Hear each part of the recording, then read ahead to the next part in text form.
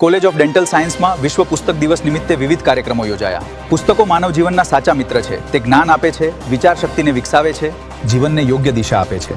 આજ રોજ અમરગઢ સ્થિત કોલેજ ઓફ ડેન્ટલ સાયન્સ ખાતે વિશ્વ પુસ્તક દિવસની ઉજવણી ઉત્સાહભેર કરવામાં આવી હતી. હું દિનેશ કુમાર બાબરિયા ઘેટી.